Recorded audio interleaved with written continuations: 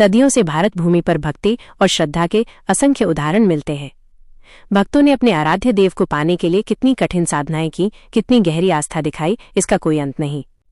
भगवान के प्रति सच्चे प्रेम और समर्पण के आगे न तो जाति बाधा बनती है, न गरीबी, न ही कोई कठिनाई।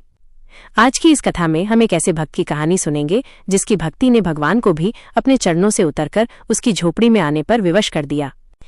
कथा प्रारंभ। बहुत समय पहले गंगा के तट पर बसे एक छोटे से गांव में एकलव्य नाम का गरीब बालक रहता था। उसका जन्म बहुत साधारण परिवार में हुआ था। पिता खेतीहर मजदूरी करते थे और माँ घर घर जाकर काम करके परिवार का पालन करती थी। गरीबी इतनी थी कि कई बार घर में 2 समय की रोटी भी मुश्किल से नसीब होती थी। लेकिन इस बालक का हृदय स्वच्छ, निर्मल और अत्यंत भक्ति से भरा हुआ था। बचपन से ही वो भगवान श्रीकृष्ण की बाल लीलाओं की कथाएं सुना करता था। जब भी गांव के लोग कीर्तन या भजन करते, वो सबसे आगे बैठकर भगवान का नाम गाता। उसकी आंखों से आंसू बहने लगते और हृदय आनंद से भर उठता। आस्था की गहराई। एक दिन गांव में एक बड़ा साधु आया। साधु ने भागवत कथा का आयोजन किया। गांव के सभी लोग कथा सुनने पहुंचे। एकलव्य भी भीड़ में बैठकर ध्यानपूर्वक कथा सुन रहा था। साधु महाराज ने कहा, हे भक्तों, भगवान श्रीकृष्ण अपने सच्चे भक्त की पुकार को कभी अनसुना नहीं करते।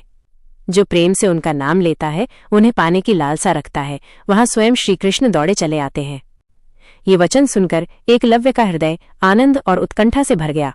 उसने मन ही मन संकल्प लिया, मैं भी भगवान को अपने घर बुलाऊंगा, मैं उनसे मिलूंगा, चाहे जैसे भी हो, मैं श्रीकृष्ण को देखने का सुख प्राप्त करूंगा। साधना की शुरुआत। अगले ही दिन से एकलव्य ने भगवान श्रीकृष्ण का नाम लेना शुरू किया।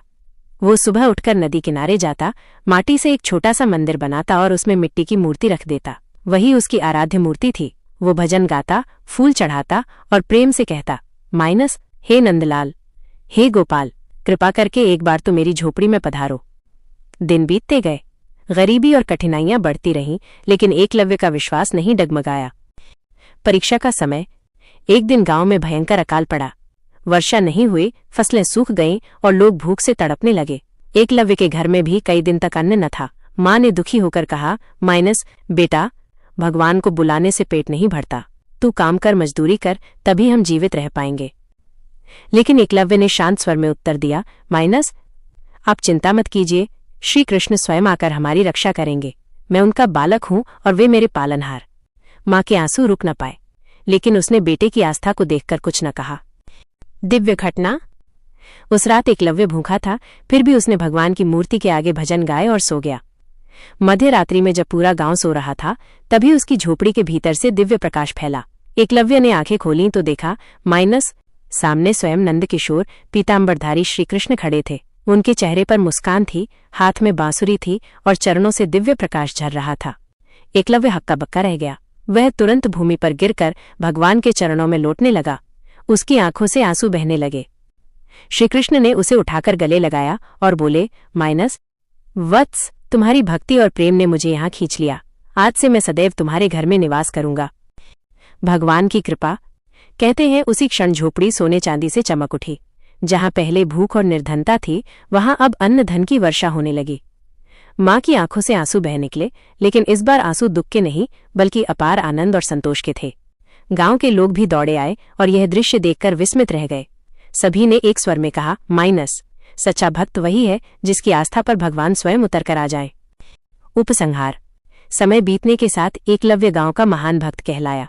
लोग दूर दूर से उसे देखने आते और उसकी कथा सुनकर अपने जीवन में भक्ति और विश्वास को जागृत करते।